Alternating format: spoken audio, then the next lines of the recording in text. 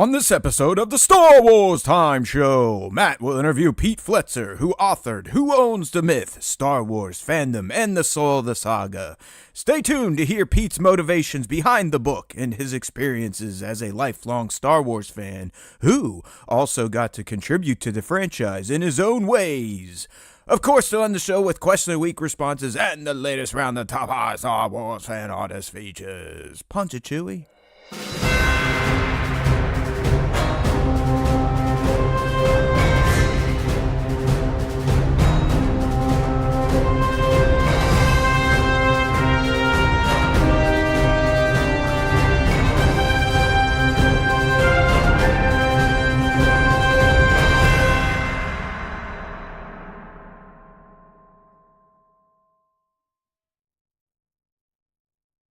Hey now, everybody, welcome back to the Star Wars Time Show, and we are live this week, and we got a special guest. It's a two-for type of week. I am joined by Pete Fletzer. Let me give you guys a little bio on Pete, just in case you haven't been checking him out on the SSW network over on the YouTubes. So, Pete, correct me if I'm wrong, but you created the Echo Base website way back in the 90s, correct? Yeah, not the Echo Base that exists today. That's a whole different group of guys, but I created one of the very first Star Wars websites back in the 90s. Yes, back when the internet became commercial. He's written for official Star Wars publications, including Star Wars Insider, which we just learned is shutting down in 2026. Yeah. He's attended official premieres for the prequels, hanging out with celebrities, Christian Slater. You never know who this man has ran into. And currently, Pete is not only writing books, but he hosts the Around the Galaxy podcast over on the SSW network of channels. So the reason Pete is joining us today on the Star Wars Time Show is Pete just released a fantastic book for Star Wars fans of any age. Well, maybe 10, 12 plus. But it released yesterday on the 11th, so it's out now. You can get it both on Kindle and through Pete's website, whoownsthemyth.com. That is the title of the book, Who Owns the Myth, Star Wars Fandom, and the Soul of the Saga, written by this gentleman joining me right now. So that's why Pete's on the show. We're going to talk a little bit about his fandom, what got him into writing, what kind of spurred the idea of writing this book, and then just kind of discussing the book itself and hopefully convincing some of you to give it a read. Because if Matt can read it, you all can read it. Because you all know, like our fans know over here, Pete, I refer to reading as words and shit. It has never been my favorite way to consume Star Wars content or content in general. I kind of like the moving images better, but I'm back on the horse. I've been reading again. I explained to Pete, was reading Asimov's Foundation and had the opportunity to check out his book, and it was a fantastic little tangent to get away from Isaac's world for a bit. So that's what we're going to be doing today. So, hey, welcome, Pete. Sorry, I know I've been talking a lot here, but welcome to the show. Thanks for having me, man. Good to have you here. Like we were talking beforehand, I have seen some of your clips from the SSW network. In particular, when you challenge one of the bigger trolls out there in the Star Wars fandom, I always appreciate that. Yeah, I'm glad somebody's enjoying it. But hey, thanks for having me. It's funny you said that you're not a big. It's actually a kind of a running joke on our live show on Thursday nights that me and my co-host Nick, we don't really read the books and we barely touch the comic books. So I totally feel you. And it's not that I don't like them. It's not that I don't want to check them out. It's just that I got to draw the line somewhere. I've been starting to listen to some more books, but that's only because it's easier. I don't have to like sit in one place. I can go and do something while I'm reading. And it's actually why I'm working on an audio version of this book, which, by the way, you've been a podcaster for a long time, so have I. It is not easy to create your own audiobook. I've been trying to do it, man. And it's not as easy as you might think. So do you find yourself like trying to like inflect too much or add too much inflection to your voice so you don't sound all monotone? Yeah. What I've decided to do, I'd like at first, because if you listen to like most audiobooks, they're very, very deliberate and every single letter will be pronounced. And like, I just don't do that. So I've decided, you know what, screw it. I'm a podcaster. So you're going to get the podcast version. And that might mean skipping some words or embellishing some words, but But it's going to be the same message, the same book. So, but yeah, my hope is that I'll have that out after the first of the year if I can Awesome. get through it. Yeah. I actually have never listened to an audiobook in my life yet. So, Really? but it does sound like an easier, more efficient way to consume while you're doing other hobbies. So, might have to give it a try. All right. Real quick before we get into discussing Pete, his Star Wars fandom, and of course, who owns the myth. A shameless plug for the Star Wars Time Show.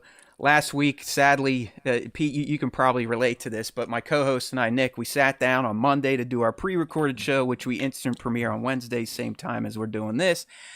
And at the end of the hour and a half long recording session, I looked down and realized my mic was on mute the whole time. So we had to fully scrap our Visions Volume 3 ranking episode. So that one never saw the light of day. So on the screen right now, I'm just sharing our rankings from our aborted episode last week for the fans to check out real quick. You into Visions, Pete? Do you like those projects? I love them. I'm not really an anime fan, which is why I'm so surprised that I actually really, really like them. And so it's funny, I was just peeking over here to see where you guys put them. Black was actually my favorite, and it was the most freaky, most out there version of Visions. Yeah, I love what I've seen with Visions. I actually, I also kind of like the what was it, Tales of stories too, because it fits my attention span. It's, little 15, 20-minute stories. And on top of that, it allows them to kind of either go outside the lines or shine a light on different parts of the galaxy. And so to me, I think it's a lot of fun. Again, I'm not an anime guy, so I don't know the studios. I've heard of some of them, but I don't know, what I'm getting. But I've liked what I've seen. Yeah, no, I really appreciate this season. I had Black at 3, the Duel at 1, the Bird of Paradise at 2. So I had Black up there as well. The Duel is really good. Yeah, for sure. Yeah, it's good stuff coming out there. The Black is something is like, maybe in my college days, I'd like to do some things and watch that and see where my brain takes me. So exactly, that one was pretty far out. All right, like I said, just a shameless plug for my tech fail last week. So now, let's get to know Pete a little bit because as Pete describes in his book, he's been a fan for over 50 years, and he's worked officially with Star Wars publications like Insider. He's got to do some really cool stuff as a content creator, and of course, he's a part of the best tribe, the original trilogy tribe, the tribe I claim, as Pete mentions in his book. We have kind of tribalized the Star Wars fandom. So yeah.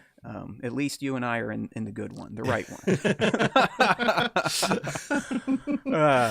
Yes. So, yeah. All right, Pete, let's get to know you a little bit before we start talking about Who Owns the Myth, which, again, is available now on Kindle and whoownsthemyth.com. And hard copy on Amazon.com, too. Oh, so okay. Excellent. Yeah, the hard copy hit yesterday as well. Yep. Very cool.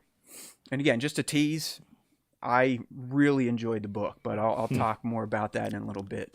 So, awesome. Pete, I usually kind of have these icebreaker questions anytime I bring a guest on the show.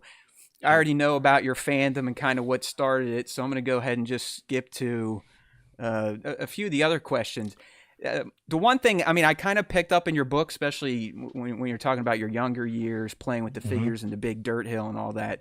Do you still actively collect anything Star Wars? Do you collect figures, memorabilia, props? Yeah, so as you can see behind me, I'm really big into the helmets. Okay. Most of the Black Series helmets, and you can also see I'm really into the Legos. So that's kind of been my thing. It's funny, I started doing Lego again when my son was born.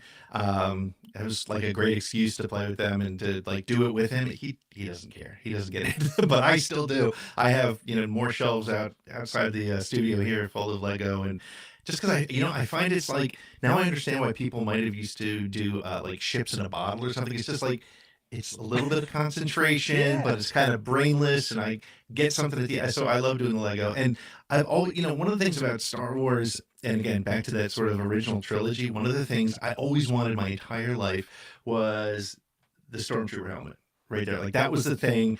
Always dreamed of getting a Stormtrooper helmet. I still kid myself and say, one day I'll do the 501st stuff. I'm never going to do that, honestly, but I'd love to.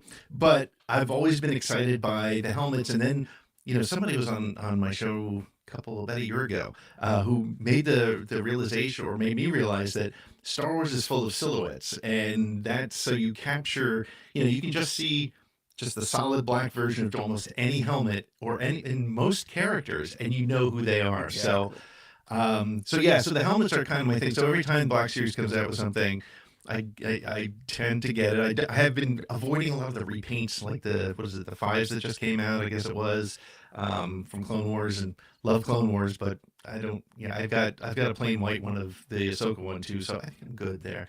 But I do love the helmets and the Lego. So Excellent. Well, you're a smarter man than I, because I got into the Hot Toys, and at this point in time, I oh probably could have man, paid for the first year of my daughter's college when she's ready. When I look at my shelves, so. yeah.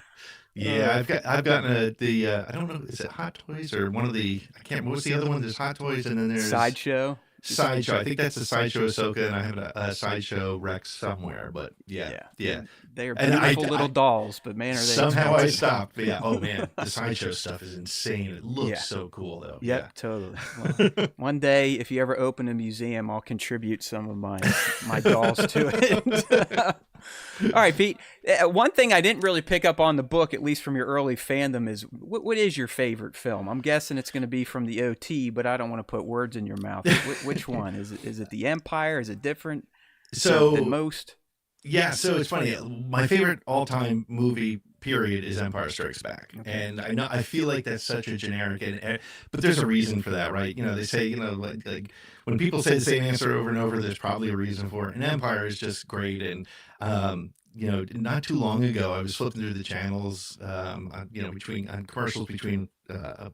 Innings somewhere, and Empire was on just in the carbonite scene, and I literally just watched through to Yeah. the end, even though I have it on Disney Plus, I have it on DVD, I have it on VHS, but I ended up watching it. But it's funny, when I think about a movie to just throw in, it's really strange, but it's The Phantom Menace. Like, if I'm just gonna Okay. watch a Star Wars movie, and I did not love The Phantom Menace. When I walked out of the theater at the premiere in New York, I was like, what did I just see? And for some reason, that movie has just become sort of a fun movie to have on. So that's probably my favorite, just sort of watch it. My favorite overall movie is Empire. And I think my favorite Star Wars story in a movie is The Last Jedi. And I know that's probably controversial Watch for some out for the folks. tomatoes. Yes, people are literally hitting their screen right now as they watch. Cancel.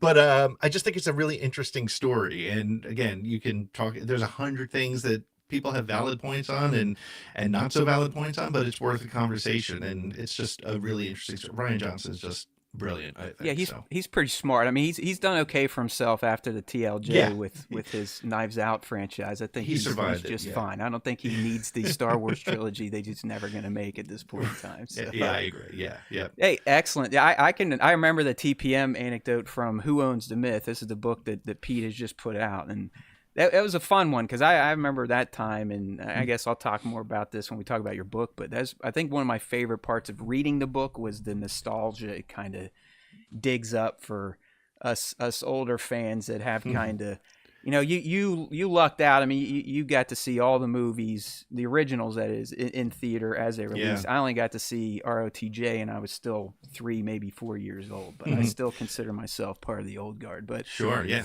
now the TPM stuff was great. I'll touch more on that when we talk about the book. But I'm with you. I would rank that one the best prequel overall. Yeah. I think it for what the movie was meant to do, and the kid cast, it actually has the least amount of questionable material in there. Yeah. I honestly, and people hate me for this, I've got a lot of flack, probably death threats and whatnot, but I think Revenge of the Sith is probably the most problematic movie of that trilogy, because of the way they handle Anakin's downfall. I just think it's not earned. It's a little quick, a little cheap. Right. But I can see thankfully, that. we got the Clone Wars that helped kind of fill in all those gaps, and now I'm okay with it. So Honestly, the Clone Wars changed my feeling Sure. on all the prequels. But but the problem with that, and I'm with you on from that regard. From a pure movie standpoint, it just happened so fast, and it's extreme. But and I really, one of the things I say on our show all the time is I hate to have to do homework to be able to enjoy a movie. So like that's one of the problems I had with The Rise of Skywalker, right? Apparently there's a whole book by Adam Christopher, which, as we already discussed, we don't read the books. So well, you had to play Fortnite too to realize somehow Palpatine returned, man. Exactly. I mean, yeah, for sure. Yep. All right. So, favorite trilogy then? We sticking with the OGs? Or Yeah, the OT is certainly my favorite trilogy. Yeah, for sure. So, what would you say to you, Pete, is just one standout moment from the entire franchise? It could be films, TV. We don't read books, but in case you heard a story from someone, what's something that anytime you think about it just reminds you, like, damn, this is why I'm such a hardcore fanboy of Star Wars. Yeah, I think, so much has happened since the Disney acquisition. So there's now so much more Star Wars to choose from. And I think the moment actually happened 6 years ago today, was the end of the first episode of The Mandalorian. And nobody expected that, but everybody who watched it, to a person, was blown away by the reveal of Baby Yoda. And I remember my whole time watching it, I'm like, 50 years old. Okay, they're probably going to find Boba Fett. That's what they're after. He's looking for Boba Fett. That was in my head. I was certain. And then when he pulls back that little blanket and it's Grogu, Baby Yoda. Wild. It changed everything. And honestly, Baby Yoda is, I still call him Baby Yoda, is still, he's the best thing that happened to marketing for Star Wars since probably the original trilogy, because he's everywhere. People who don't even know, have never watched the show, have Grogu t-shirts, and you can buy Grogu pillows, and you don't, like, my wife knows who he is, but she's never watched an episode. So but from a go-to moment, I think that would be it, because I was 10 when the I Am Your Father thing happened, so I was shocked, but I was 10.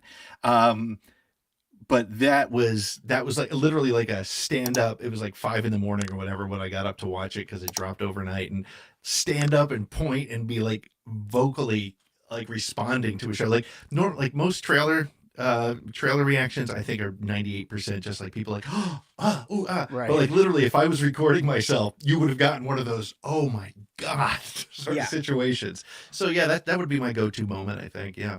Excellent. Yeah, Grogu has transcended just Star Wars fans, and it's become kind of a global icon. And hopefully, he and his buddy have a great movie coming out in May. I'm looking forward to that. Yeah, I think that's going to be fun. It's been a while since we've been able to go back to theaters, and when you look back at Disney's initial roadmap, and we were supposed to be getting Star Wars stories and trilogies every other year through the 2020s, but hey, things happened. The world got turned upside down, and here we are.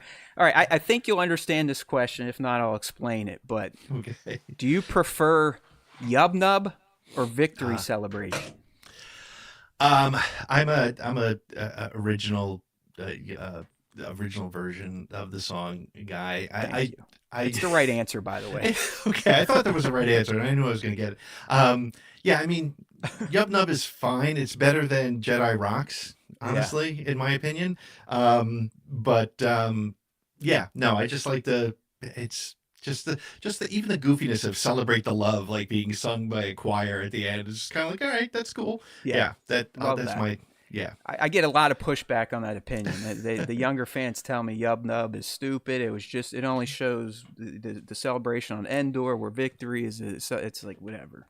None of it existed when it first came out, and that's how it should have stayed. Thank you. That's all we knew. Yeah. That's why I mean, that's my favorite part of your book, was just reading and just kind of transplanting myself back to those times and reliving the experience through your words. And it was awesome. So much fun, because I'm with you. I mean, the special editions it was kind of neat to go back to a theater, but once you looked and saw what he did, it was like, did we really need all this stuff? And it was like the first time there was a rift in the fandom, right? Like I kind of great point in the book is totally. Like, Star Wars was great. Even if you didn't like the Ewoks, you were like, cool, it's still Star Wars. But it was the first time fans were divided, and that was a really interesting time. Well, we just need to take away social media and go back to where not everyone Yeah. had a platform to just Right. scream into And the void. exactly. And if you have an argument, you have to like sit in front of somebody and say, I dislike this, and then Yeah. not call them woke for liking it or whatever you Yeah, might be yeah, doing. that's So, exactly right. yeah. No, I mean, like you, we are also woke Disney shills. So Yeah. that Yes. that we're a similar type of channel. Although sometimes we use explicit language a little Oh, yeah. excessively over here. So Yeah, all so right. do we. So you're good. We're like sister channels here. It That's sounds right. like this is great. That's right. Yeah. I've been called the old man that yells at clouds. So you never you never know what you're gonna get when you have positive opinions about Star Wars these days. God forbid you like something. All right. So Pete, again, you've been kind of in this for a long time as a fan, Yeah. doing some official coverage for Lucasfilm Arms and whatnot. What would you say up until now is the coolest moment you've experienced as a Star Wars content creator? Oh, wow. I think probably the coolest thing was going to the Phantom Menace premiere in New York City. Although no, I'm gonna say that my visit to Skywalker Ranch was probably Okay. the coolest thing. And even though I don't go into it very deeply in the book, it was such an amazing experience. I became very friendly with Steve Sansweet, and for my day job at the time, I was out in San Francisco for a meeting. And I just contacted Steve. I'm like, hey, I'm going to be in San Francisco. Are you going to be around? He's like, yeah, come on up. And so um, the funniest part of the story to me is that I rented a car, and I expect to get like a little tiny sneaker sized car and just drive up, and they're like, sorry sir, your car is unavailable. And I was like, oh shit, I gotta get up to San Rafael. What am I gonna do? And they're like, we do have a Mustang convertible if you don't mind for the same price. I'm like, yeah, okay, I'll take that. Driving over the Golden Gate Bridge and it Yeah. but walking around in the one of my favorite parts in the book, I do mention that I didn't get to go to Skywalker Sound because James Cameron was actually finishing Titanic at that moment. Why? But the thing that I don't mention in the book, because it would have been too long to put in there, was, and I'll give you the short version here. Steve was walking me around Skywalker. It was the older version of Skywalker Ranch. So, like, you didn't have the Yoda fountain and all that stuff. And in fact, there was just one little hallway that had a handful of props. Like, they had the idol from Raiders. They had, like, a snow speeder and a lightsaber. And so that was really cool. And suddenly from upstairs, there's a call to Steve, and he's like, hey, I need Steve for a minute. So he goes over and he's talking to why can't I think of his name? The guy who produced the prequels. Why can't I think of his name? Rick McCullum. Right. It was Rick McCullum, and it was full on Rick McCullum. It was F-bombs. It was this and that. He's talking to Steve. You got to stop this guy from doing that. We can't let him do this. And then Rick McCullum, the highlight to me was Rick McCullum then turns to me and he's like, really sorry. Didn't mean to take him away from you, but have a good day. And I was like, he's apologizing to me for interrupting my little tour of Skywalker Ranch. So that was like one of those things that's something you can't repeat ever. So it was just really cool to be there. And then we had lunch with Don Bees. He's like, do you know who Don is? I'm like, the guy who runs R2? Yeah, I know who Don Bees is. And we sat with him at lunch in the Skywalker or the Lucasfilm cafeteria. It was kind of cool. So See, people, it pays to hustle and get yourself out there. You never know what opportunities may come your way. Oh, I was right time, right place, though, man, Yeah. for sure. Yeah. Well, that's why your book is so fun to read, because it does kind of set that stage and takes people back in time to when we didn't have the full-fledged internet. There was no social media. There were barely any websites covering this stuff. So you definitely were. You hit the right decade to kind of be growing up there. Yeah. All right. A few more just kind of chill questions here. What are we watching on TV these days? Any good shows that you're kind of locked into right now? Well, I was very excited to hear that Alien Earth got a second season today. Okay, so you that show. Enjoyed that? We actually covered that show because Star Wars. Were you has pro or nothing. con? Because some people didn't like it, some people loved it. Fully enjoyed it. I didn't appreciate the finale because we didn't know if we were getting a second season. So I was like, damn, they left a lot of stuff open. But now that it sounds like Noah has signed a deal. Yep. It seems like it's going to become a much bigger world, so I'm all for it. I loved it. And the show I'm currently watching is Derry on Welcome to Derry. Okay, I need to get moving on that one. Yeah, it's funny because I was really big into Stephen King back in the 90s and early 2000s, and I loved it. And I remember watching the original version on television with Tim Reed and John Ritter, um, and I thought that was cool. But then I didn't watch the new movies, and then when I heard this was coming, I watched them, and I really enjoyed them. The first one is like 10 times better than the second one, but I 1000%. really. Yeah, I really enjoyed them though. I thought they were really cool, and Skarsgård as Pennywise is phenomenal. So if I haven't watched the two new movies in a while, am I good just tuning into the show, or should I brush up on one or the other to kind of get some? Yeah, I mean, I think you're fine going into it. Okay. I think it's I'm glad that I watched them because it refreshed me because I hadn't read it or watched it since, the 90s. But and I think what's interesting is as an adult now, or an older person, I appreciate some of the things happening underneath the story, like some of the more mystical things happening. It was a cool sort of horror story and movie, but then now watching it, and that's what the series is expanding. So yeah, I think you'll have no problem getting into it. So All right. Excellent. How about last movie you checked out? Did you go watch Badlands by chance?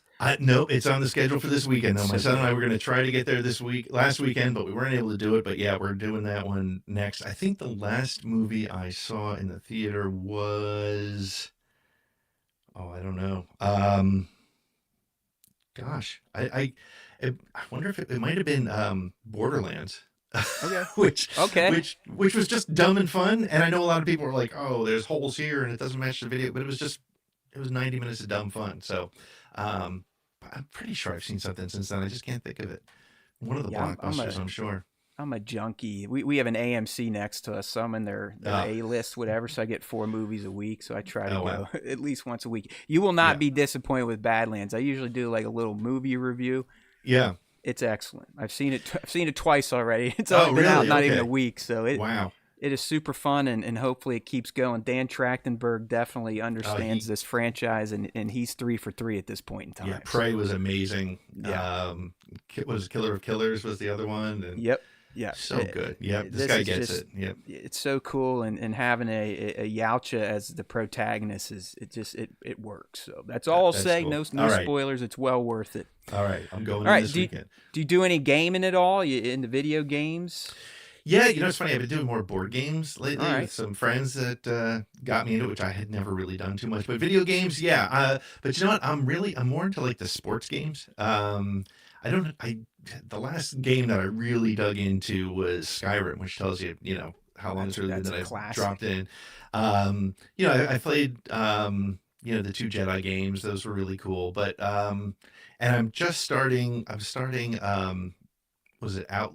I was gonna say, did you give Outlaws a try? Yeah, I did, and I played about half of it, and then I just watched all the cutscenes online because it wasn't. I'm also not like I've tried to get into things like Assassin's Creed and that style game. I'm Oh more yeah, of a yeah, yeah, yeah. like when I used to play, any like when I played Skyrim, I was not a magic user. I was just like a guy who went in with the sword and just cut everything through. I don't have the patience for that. So, but yeah, so I'm also playing was it Outer Worlds 2 or Oh, no? the new one. Yeah, Okay, yeah, yeah. yeah, I'm Just excited to started get that. on that one. Yeah, just started that. That's fun. I like the Doing first the one. the So Ghost of Yote on PS5, the sequel to Tsushima. So yeah, my son's playing that. He loves that. Those are great games. They're fun it's to watch. good I like stuff. watching him play them. Those are like that's a good sign of a good game, right? If I can Oh, just stand behind him and watch him play it, that's a hundred good game. percent, hundred Yep. percent. Beautiful looking game. Yep. All right, last one here. Just kind of who is Pete? What are we listening to? Who dominates your playlist? My playlist is usually like 90s and 80s metal. I'm Perfect. a, I'm a, you know, Another correct answer. excellent. The last concert I saw was Metallica and Pantera in Philly. So that was great. I'm going to see Iron Maiden and Megadeth and Anthrax next year. Awesome. So I'm into that. But like I love Tool, I love Ghost, I love anything with it's funny, I was driving my daughter somewhere before I got on with you, and she put on her playlist, and I honestly I didn't want to sound like the annoying old guy, but it was just like all this horrible Pop. like vibing stuff, which is cool, I guess, if you're into it. But and again, I will never yuck somebody's yum, but I will not yuck yum that stuff. I just can't do it. So yeah, give me hard guitars, give me loud double bass drum, and I'm there. Yeah, I'm pretty sure in terms of actual music creation, that ended in like 1999. So You might be right. there's some good 2000 type of stuff, but it's all kind of just seems manufactured and produced at this point in time. That's why my daughter's 9, and I have given her my CD wallets. Remember CD wallets? Oh yeah, for sure. Yeah, so she's going through all the grunge and alt rock, all that type of stuff from those eras. So all right, cool. Yeah. Well, I guess I do have one more. You're out there in Jersey, so who we following sports wise? Are you a New York sports fan, or do you keep it in the home state? I am a very unique person in that I am a Phillies diehard. Okay, I see the bell. Then that makes sense. I got the Phillies hat. My favorite sport of all time is hockey. I've been a Flyers fan since I was. Oh no, I'm from Pittsburgh. Child. You guys sent Ron Hextall to destroy the franchise. Yeah, but it hasn't helped us get any better. So, but in football, I'm a Giants fan, which is really funny. My son actually said to me once, he plays football in a local club. Dad, can I switch fandoms? Yeah, he's like, why aren't we Eagles fans? We love the Phillies and the Flyers. I'm like, you can like the Eagles, but don't expect me to root for him. And so it's funny. He's a big, he's a Cooper DeJean guy. He's a linebacker, so he's into that. Well. So yeah, so I'm a Giants, Phillies, and Flyers. And so when my funny story on that is when the Eagles won the Super Bowl the first time, I had friends calling me. They're like, "Hey, your team did it." I was like, "The only reason I'm happy is because they beat the Patriots. Other than that, no, thank you." Yeah, so that's fun. How did you get split into that? Was your dad a fan of Philly sports then?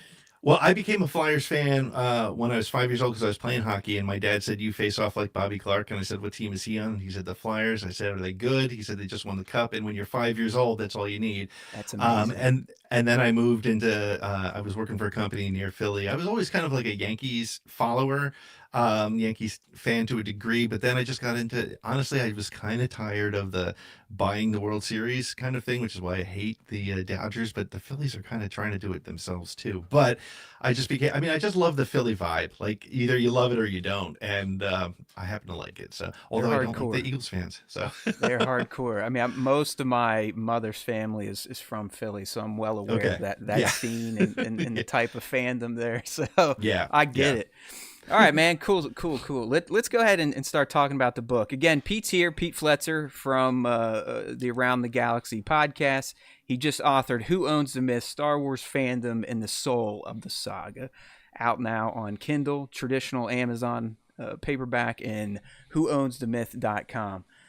So I guess, Pete, first and foremost, what motivated you to even sit down and write this thing? I mean, doing all the, I'm assuming you have your own career, then you do all this Star Wars, wrangling over on your network. Yeah. What kind of motivated you to do this and take up all that time it probably required? Yeah, so I've always wanted to be a writer, right?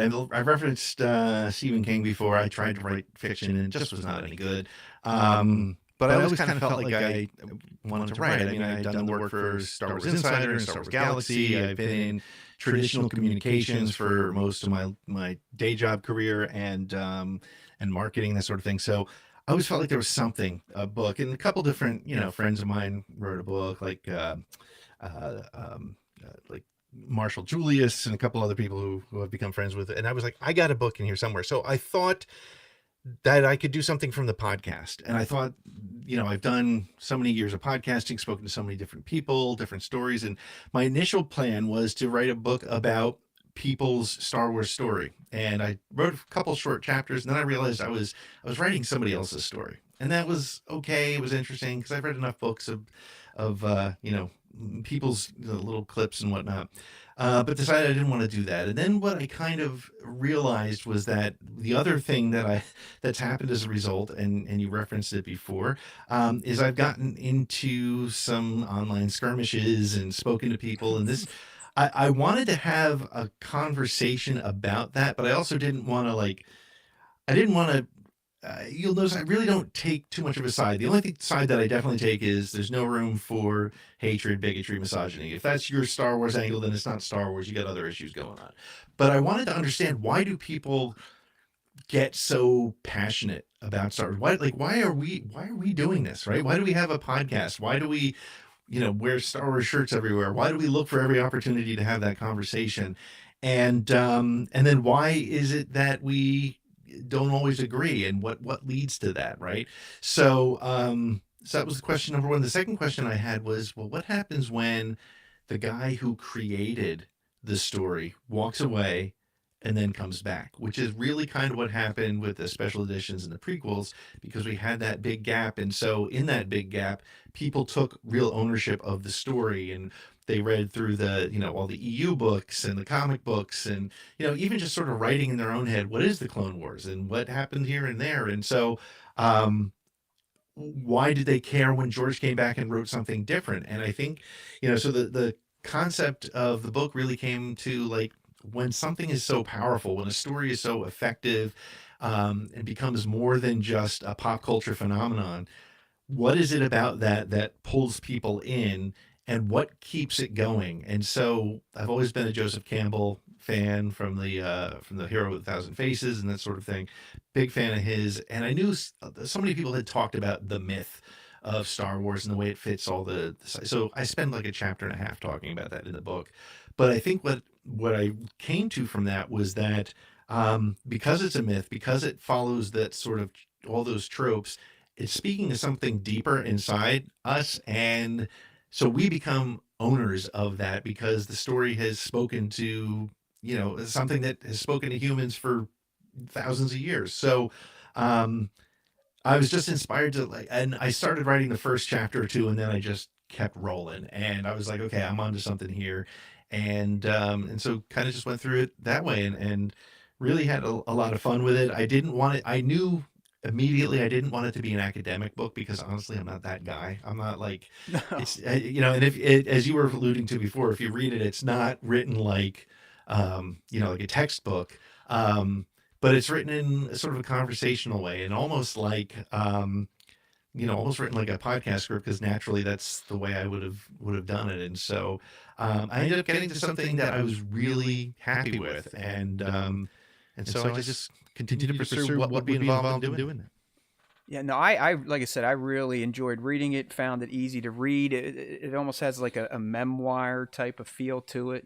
Recounting a lot of the stories, but then kind of bringing it back and still trying to make your point about myths and who technically owns them once the creator has kind of unleashed them to the world. Right. So kind of sticking on that, did you consider any other mythical tales to use as comparisons? Because you do a lot with the Arthur stuff and the Iliad and the Odyssey, which are, I mean, they're huge examples. Did you have any other you considered to kind of weave in there?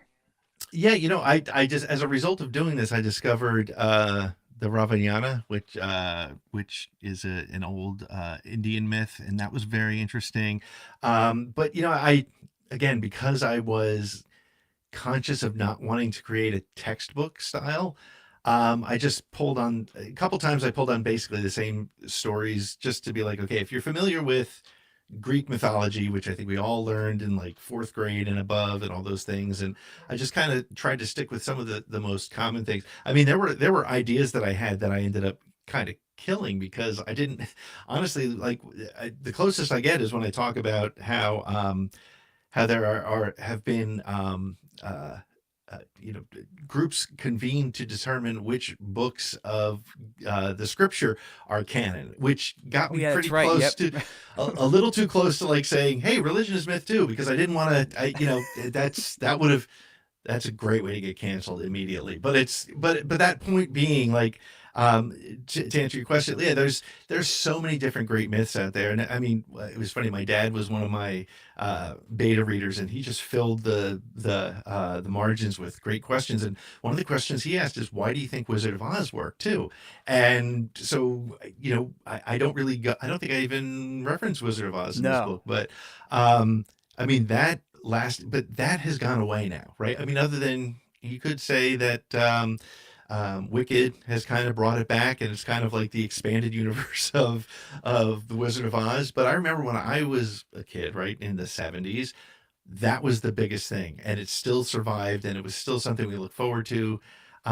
My kids, they're 16 and 13, and I don't know if they've ever actually sat through the Wizard of Oz. So, but they both sat through Star Wars. They both, my son is a huge Clone Wars fan and that sort of thing. So, I'm really not answering your question directly, other than to say there were so many choices.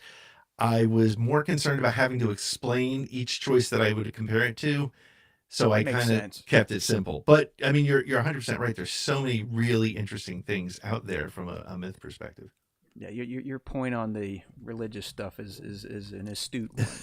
Yeah. We won't say it out loud, but let's just say I probably agree. Yeah, that was one of those. Yeah, yeah. We'll just leave it there. Yeah, So we're safe. leave Yeah. that alone. Hey, Michael Kramer in the chat, asking what is the Odyssey? Well, look up Homer's Iliad and the Odyssey. Then Yeah. you'll find plenty of literature to read on that. They're probably free to read since they're so old. So check it out. Yeah. It's basically it's where a lot of modern storytelling came from. Yeah. Yep. A lot of tropes have been passed down throughout the centuries, and really that's what Pete is tackling in Who Owns the Myth, is kind of comparing Star Wars and the myth that Lucas first created, and now what it's turned into 50 years later with fan creations. You had the EU, now the Legends universe. So what who does technically own it? That's kind of the question at the heart of the book. Some other the things I want to ask you about. We were kind of talking about this a little bit, and the magnification of the fandom and whatnot, and you don't make that a main focus in the book, but you do bring it up. And I guess what I wanted to ask, was it hard not to just name the names that I know you were writing about and calling out the grifting community? Well, so what's funny is there were 2 or 3 chapters, and this is the hardest. I think this was the most important lesson to learn as a first time complete book writer, is being in a situation where you have to be willing to let pieces of the story go, right? And just kind of. So I had an entire interlude about a situation that happened in the. When I first started podcasting, where I got head to head with somebody who's part of another group of geeky guys who like to game, and was we and him actually did an episode together where I tried to break down that wall and just try to understand it. And the backlash I got from the people who followed me and told me you can't platform people like that, and I was so new to the situation, right? I didn't know what to do, but it was hard not to name names. But one of the things that's interesting about Star Wars fandom, and Nick, my co-host, and I talk about it all the time, is trying to appeal to an audience that isn't in, the thick of it every single day. And so one of the things that I was keeping in mind is that people who might read this book might not know that there is even like online fandom battles, right? They may not know who. Very true. But I thought it was important to show that, the reason people kind of say, oh man, Star Wars fans argue all the time, is for different reasons. And some of them are just story related, and some are just because, I talk about it the first time Finn appeared on screen, and the thing that I heard in the background as I was watching it, and it was, that to me was the first time I was like, oh wow, there's a perspective that I just don't understand or frankly, in any way condone, but it's out there. And so not naming names was difficult. Honestly, I've seen how some of them like to throw around the word lawyer a lot, and so I didn't want to get involved in that either. So but I think those who know, and those that don't, hopefully. The other thing is I'm not promoting them at all by doing that. So those that are like, oh, I wonder who those people are, if you want to find them, good luck. It's not hard. Just rhyme stuff with Birya and things like that. Yeah, just go go to YouTube and type Disney Star Wars, and you'll find them all right away. They'll pop up right at the top, screaming about something. Woke this or woke that. Cancel this or Star Wars is dead. All that type of stuff. I guess kind of sticking on the fandom and how some of it has gone sideways. Do you believe at this point in time that this fandom is fundamentally broken, at least in regards to kind of the negativity and those types of opinions getting most of the attention, especially in these down periods when there's no active Star Wars TV or movies to discuss? Yeah, I think the biggest challenge is misinformation, and it doesn't matter if it's about a movie series, or it's about a sports team, or if it's about, I don't know, pharmaceuticals or policy or something. There's a lot of misinformation in social media. And so that's what I'm more concerned about, right? Like, so I will never forget before. So when I went to Star Wars Celebration, I went with my dad, and I took my son. And so my dad was trying to get caught up on what the latest stuff is. I mean, he's an on-screen Star Wars fan. He'll watch Disney Plus, most of it. He doesn't know anything about Clone Wars, he doesn't know anything about it, but he knows the basics. But I remember he called me and we were talking. He's like, "So what is this about Lucasfilm being sold back to George Lucas?" I was like, "What? What are you talking about?" He goes, "Yeah, I saw some guy named Mike Zero." Oh And I was yeah, like, "Okay, Zero. Yeah, let gotcha, me Dad. explain this to you right now." But so Grifter. yeah, so I think, and I would love to sort of like have the ability to come into something completely fresh and understand how much of that is it influence. I think that there's, um, I think less an influence on fandom and more an influence on decisions made by people who would get involved or by the companies themselves. So, do I think the fandom is dead? No, but I think Disney and Lucasfilm have to make some really successful shows. They need another Mandalorian. They need this Starfighter movie to re-kick things forward. They need to get the fans back into it, because I look at my 13-year-old son, right, and he likes Clone Wars, but he's not like he's not an active Star Wars fan. And so they need to be able to reach those fans, because again, the adults who are online complaining about it and just having all the issues with it, they have a big voice. I mean, the problem is when some of them have 3 million followers, that definitely has an impact. But I would bet, and I would love to be able to somehow find this out, the 3 million people who follow a particular guy, I'll bet you they're still watching everything, and they're still going to the movies, and they're still buying the stuff, because they are still fans. And even if they truly don't like the sequel era, right, or the Disney era, even if they truly don't like it, they're waiting and wanting for that to come back. They want it to be fixed. I mean, and I think that that's sort of the heart of the story in my book, is they love it so much that not the people who are making money on it, the people who get pulled into those sort of discussions, they love it so much that they just want it to be what they want it to be. And I'm not going to say they want it to be good, because I think it's good. You think, parts of it are good, or you like, this or that. Everybody's got their opinion, and the right to their opinion. But I think that we all just want it to be what we want it to be. I mean, that's why when I walked out of The Last Jedi, I was like, I didn't love it. And then now it's become my favorite story. And the reason is, it's a microcosm of fandom. I thought I knew exactly what was going to happen in that movie. I knew how it was going to go. She was going to be trained by Luke. It was going to be like this whole sort of Empire 2.0, and it wasn't at all. And I was initially disappointed, and then I thought about it. I was like, wow, that's actually really cool. Like, if I knew what was going to happen in every show, I wouldn't need to watch it. So, to come back and actually try to answer your question, I think the fandom needs it to be successful again. And I think they need to do it through video games, because that's where that next audience is.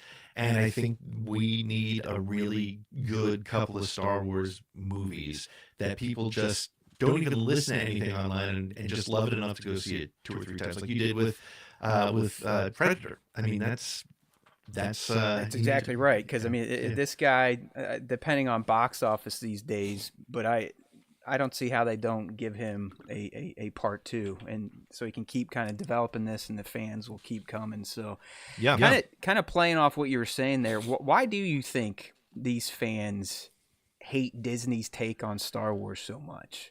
Is it being influenced through the big channels, or do you think they have legitimate beefs with some of the narratives and casting choices and cancellations or announcements that never come to fruition? Yeah, I think so. If we take out the politics of it, which is honestly, I think, where most of the people making money on it, the people creating that content, are coming from, right? Yep. And if you look at politics, you see how easy it is for people to hear a mouthpiece say something, and then it gets repeated and repeated and repeated. And that's a real problem. But I think the reason people do have issues with it is, I mean, look, if you look at it from a pure story standpoint, and if you Uh, you look at things like The Acolyte, for example, right? Which I thought was a great It's a good show. story. It had a lot of opportunity. I think it just felt choppy. It felt like some of it was kind of rewritten and redone. But again, and I said this on a show the other day, and I mean it 100%.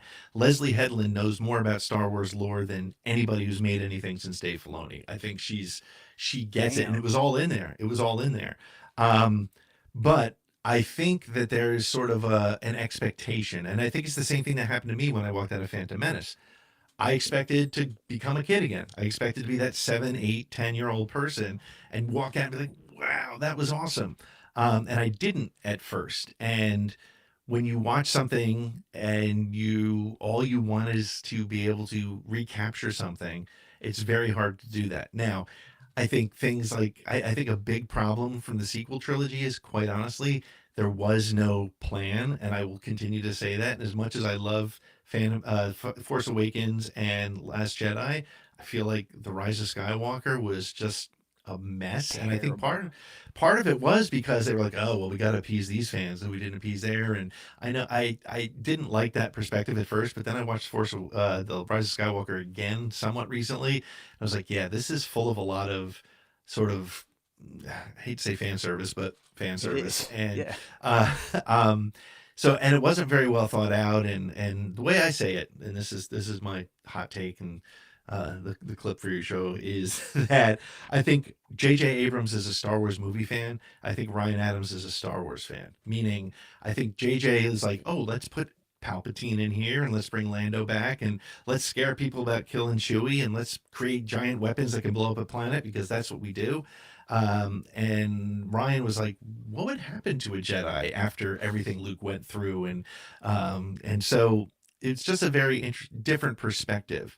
Um, and geez, I feel like I totally went off the rails on your No. question, but I think it's ultimately, I think it comes down to it's not the Star Wars people expected and what they grew up with. And think about it. If you're comparing it also to, if people are like, we had all the EU stuff, they could have just redone Heir to the Empire. I've heard Well, that they could have. argument a few times. Yeah, and the reality is you were also, you were 12 when you saw the movie and now you were 19 when that came out or whatever the age was. So you weren't you now. And you're not, I hate to say it, I'm never going to have that moment again that I had when I saw Star Wars the first time. And when I go see Mando and Grogu next year, I'm going to be excited, but I know I'm going to walk out and be like, that was fun, but it's not, it doesn't make me 7 years old again. So, Yeah, true. All right. So, in your book, Who Owns the Myth, you do talk about some of the most prolific myths of humankind. I mean, some are thousands of years old. yeah. So, when you look at Star Wars, let's kind of fast forward it 200 years into the future. How do you think it's Yeah. going to be discussed? Is it going to be kind of more academic, like the Iliad and the Odyssey? I mean, sometimes you could have a whole college course on those. Do you think it's going to kind of go that path, or is it going to stick more in the pop culture realm?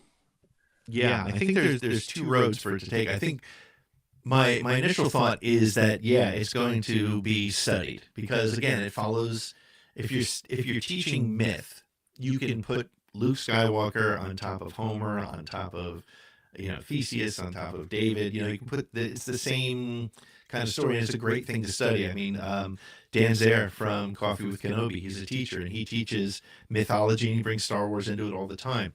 So I think that's one route. If it stops growing, I think it will be studied.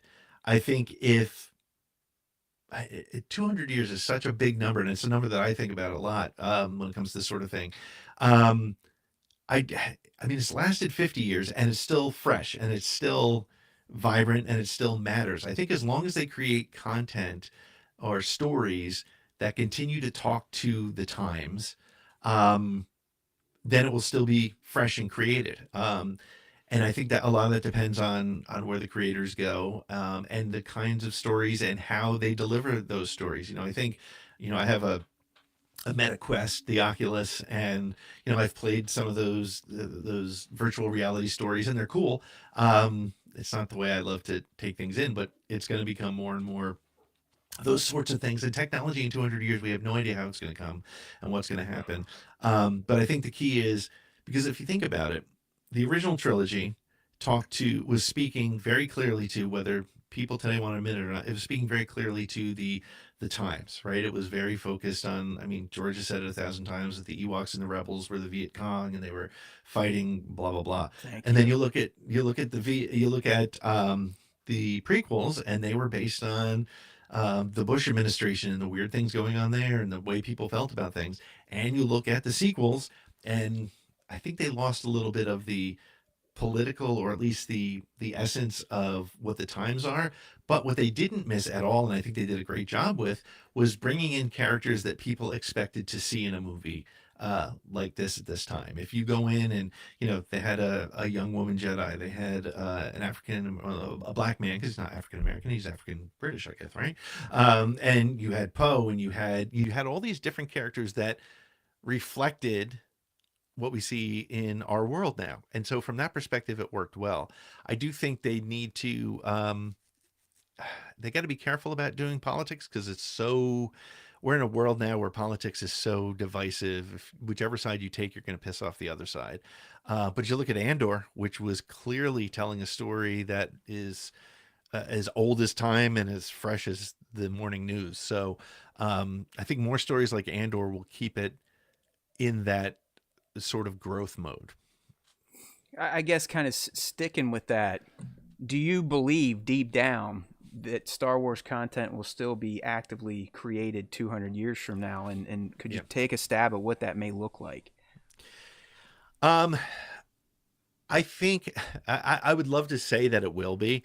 But I think the reality is, I don't know what the life cycle is. Again, I go back to the Wizard of Oz, right? It was so big it lasted its own 50 years and then kind of disappeared. I don't really think it will still, I mean, if I'm being really honest, I don't think it will still be actively being created. But I think the world that has been built, and we're seeing it with shows like Skeleton Crew, where there is enough of a world.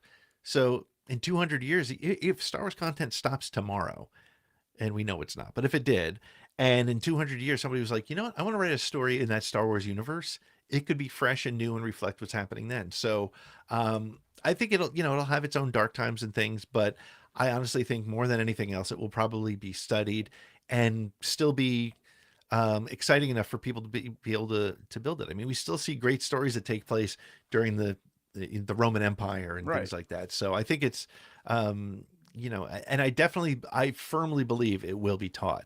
It will be taught as, when people talk about what a myth looks like and how it works, it will be in there. Star Wars 101 and Yeah. 102. Hey, You never know. attention Sign me up. colleges. I'm willing to teach it. Hey, that's my profession by trade, so I'm ready to go. Oh, there you go. You're ready. I was told you sound a little bit like C-3PO. Hopefully I got that corrected. Unfortunately, it was probably for a good bulk of the interview, but I think that's fixed now. I know you got to get out of here pretty soon, so I do have one last question. All right. Sure. If you're just tuning in now, we're talking with Pete Fletzer, host of Around the Galaxy over on the SSW network. He also just authored Who Owns the Myth? Star Wars Fandom and the Soul of the Saga, out now. You can grab it on whoownsthemyth.com or over on Amazon. So Pete, you wrote this, you had this idea, and you asked the question of every reader of the book. And I'm still trying to figure it out myself, because it's hard for me to just not, George owns it. It came from him first, and he's kind of the creator. We call him the maker in some circles. Yep. But deep down, who do you believe owns it? Do you think it has, since it's been around so long, it has kind of transcended George, and now it's just owned by the world? I mean, what's your take to your own question? Yeah, I think it's always going to be owned by whoever has the copyright, right? And that's proven by the fact that I went through 2 different book covers before I printed it, right? I had somebody look at it and they said, Disney's not going to like that. I said, okay, so I'll take that down. So yeah, it will always be owned by whoever has the copyright. But I think ultimately, if the story speaks to you and the story sticks with you after you leave and you still continue to talk about it, me and my dad, who used to talk about movies all the time, we knew a movie was good if we were talking about it the next day, and then the next day, and then texting each other about it or calling each other about it a few days later. So the owner is, I think at this point, because it's gone through Lucas, it's gone through probably 100 different book authors who have created canon in the in that universe. So it's not owned by one person anymore. I think, George has even said, there's my universe and then there's the other stuff that's been done. And that's fair. I mean, to George, it's his and it will always be his as it should be his. But I really think that we've reached the point at almost 50 years of Star Wars that the story, the myth, the heart and soul of Star Wars belongs to anybody who's a fan, who belongs to anybody who has watched it and couldn't stop thinking about it, or anybody who, has built friendships based on it. You own that story. You're not writing it, but you own that story. And that's why you may or may not love everything that comes out. And I think as soon as you get comfortable with the fact that just because it says Star Wars doesn't mean you're going to love it, but it's going to be in a place that you want to go, then it's still Star Wars and it still works. And you absolutely have, as somebody who takes it with them, that's who owns it. We own that story as a people versus, a copyright. I dig it. I used to always fight people who said the EU was real stories. I'd be like, no, it wasn't. Not unless George blessed it when he owned it. No, it was not real content. But correct. That's kind of the point of Pete's book. So make sure to go check it out. I'm not kidding around. I really enjoyed reading Who Owns the Myth. Those of you that have been following me for a while, I'm not a big book reader, so that says volumes about what Pete has released this week. So go check it out. Like I said, whoownsthemyth.com, or you could find it over on Amazon, both Kindle and paperback. It's a very easy read. If you're an older fan, you're going to love it. If you're a newer fan, I think you're going to kind of learn some of the experiences some of us older fans went through as special editions were coming out, then the prequels, then the sequels. It reads like a memoir, but it's going to produce a lot of nostalgia within yourself, especially us older fans. It was great to kind of relive my own journey through Star Wars, reading Pete's journey. So highly recommend from the Star Wars Time Show. Give it a try. Give Pete a few sales here. Okay. All right, Pete, thank you for your time. I know you got to get out of here, so we're going to hit the problem. Post right at 7:00. I appreciate your time, and really the book was awesome, man. So good luck with the rest of the promotion, and hopefully some copies start flying off those shelves. Awesome. Thank you again for having me. I really appreciate it. This has been a blast. All right, man. Well, I'll make sure to check out some SSW Network shorts when you're poking the bear again. I always like those. Oh, I'll be poking it for sure, yeah. All right, Pete. Have yourself a good night, and thanks again, man. May the Force be with you. You too. Thanks. All right. See ya.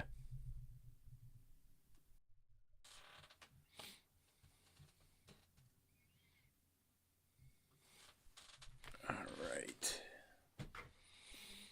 Pete, you may have to hang up. I closed it. There we go. I closed the browser and he was still there. All right, let me switch some things up here.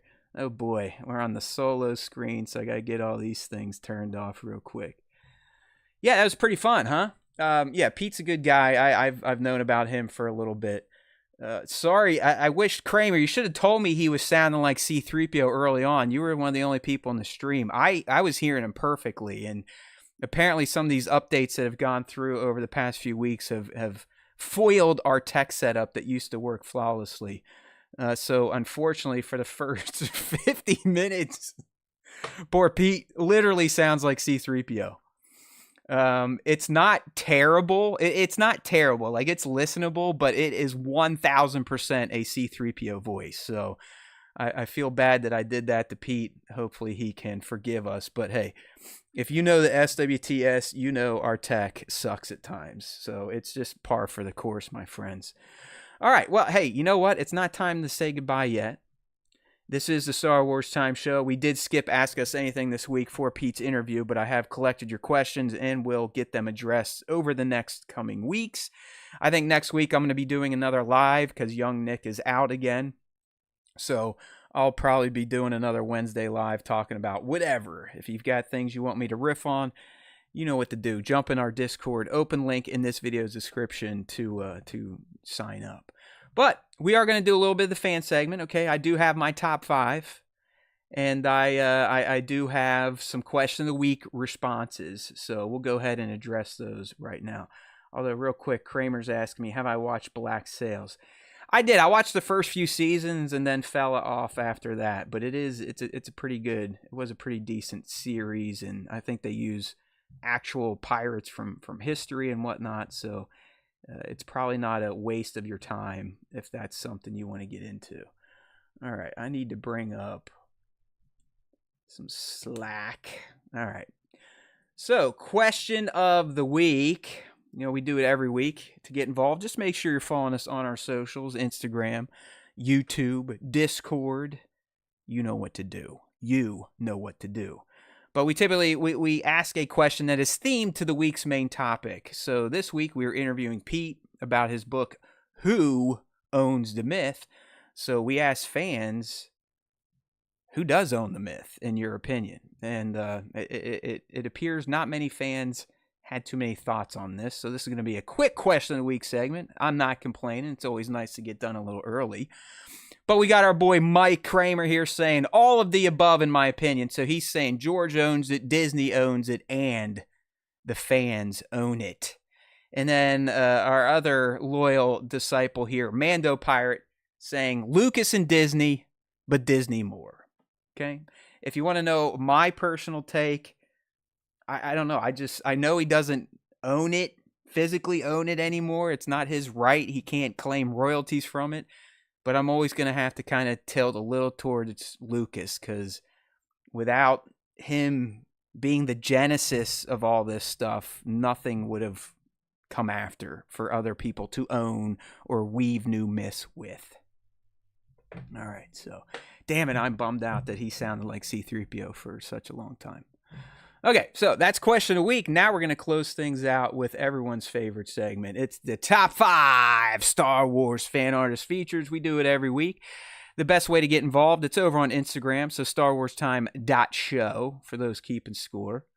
And you can use hashtag Star Wars Time Show. But more importantly, if you want to be included for the top 5, you need to do ad tag at starwarstime.show. All right, so let's see what the fans put up this week. All right, Kramer, we'll see you later, bro. So, these are my picks. Nick is not allowed to pick when he is not on the show. So let's get right to my first pick. And it is a fantastic one. I think we've talked about some of these before, from JZHZ6669. He's been doing these, Star Wars Coke can promos with his Hot Toys figures. In this one, we've got Obi-Wan Kenobi from the Kenobi series doing the rock lift maneuver that he did on Vader to kind of beat him up, rough him up a little bit. But, you got the Coke branding in there. You got Obi-Wan's Coke can floating up in the air. I don't know. I love these shots. I don't know why it doesn't really make sense to mesh Coca-Cola with a Star Wars figure, considering there is no Coca-Cola in the Star Wars universe. But these images work, and they always look great. So if you're not already following them, make sure to check out JZHZ6669 on Instagram. All right, my next choice for this week's top 5. There he is, everyone's favorite non-Sith, non-Jedi, who should have been the initial founder of the Knights of Ren. We've got Khmer. And this is a Black Series Khmer. He's a great-looking figure. I've got him right to my left. But this one is from Betty Ione _Star Wars over on Instagram. I mean, listen, it's just a great figure. I love this design. I love Khmer from top to bottom. I mean, he is the acolyte. He was the acolyte. And as I said, he should have been the proto Knight of Ren. But this shot, it's super simple. It's a portrait. He's just kind of standing there. He's got his Kylo Grin helmet on.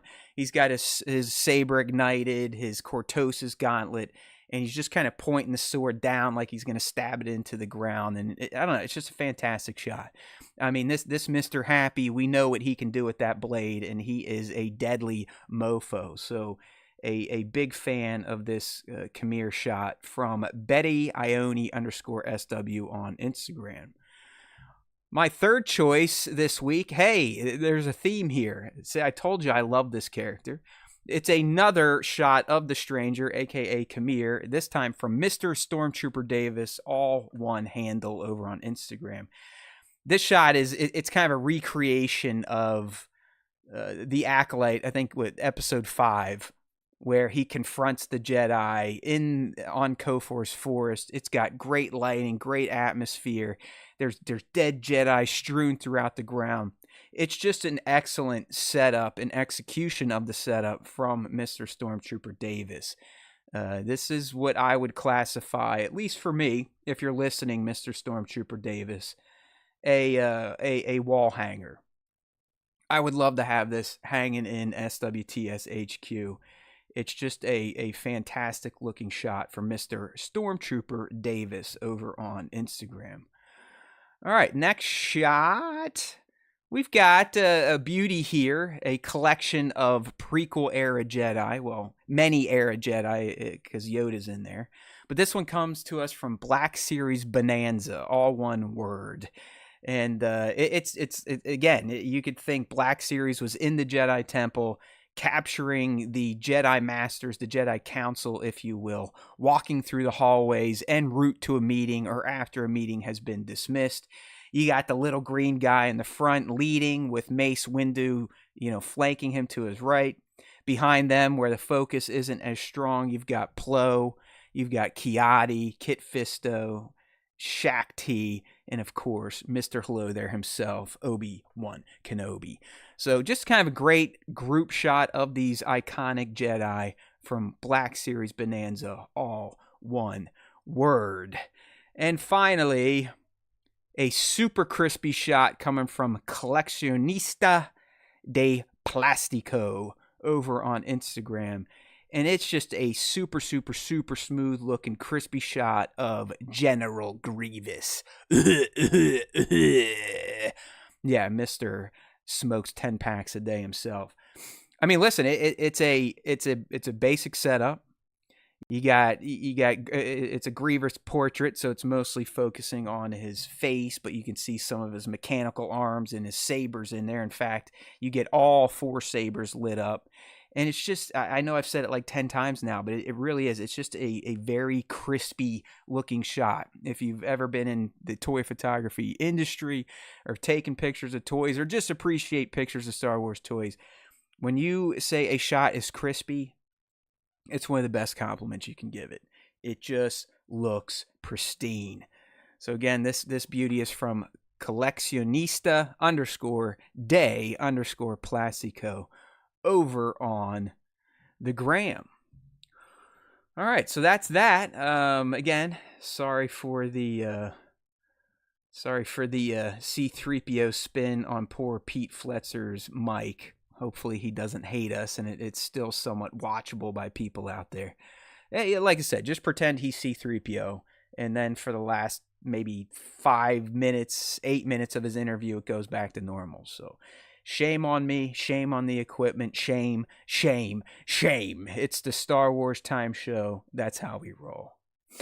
All right, people, don't forget, if you want an easy-to-read book that kind of recounts what it was like to be a Star Wars fan going through the original trilogy, the prequels and the sequels, and then just discussing who owns the Star Wars myth and why do fans develop tribes around certain Star Wars properties, and why have things gotten so kind of out of control with the fandom? Make sure to check out Pete's book, Who Owns the Myth? Star Wars, Fandom, and the Soul of the Saga. Like I said, whoownsthemyth.com, or you should be able to find it over on Amazon. Thanks to my 2 dudes that held it down with me in the live stream chat. If you do want to join the live streams every other Wednesday, youtube.com/Star Wars Time Show, 6 p.m. Eastern, as close as we can get. Although next week, I think I will be doing a live again. So look for one on the 19th. Who knows what I'm going to talk about, but you know me. I've got plenty of hot air to spew, so I'll be spewing something next Wednesday. All right, my friends, I appreciate you all. Make sure to share this out. Let people know about Pete's book. Let people know that Pete does a fantastic C-3PO impression. And as always, there's always time for Star Wars Time. Don't forget it. And if you listen to the Star Wars Time Show, the Force will be with you always.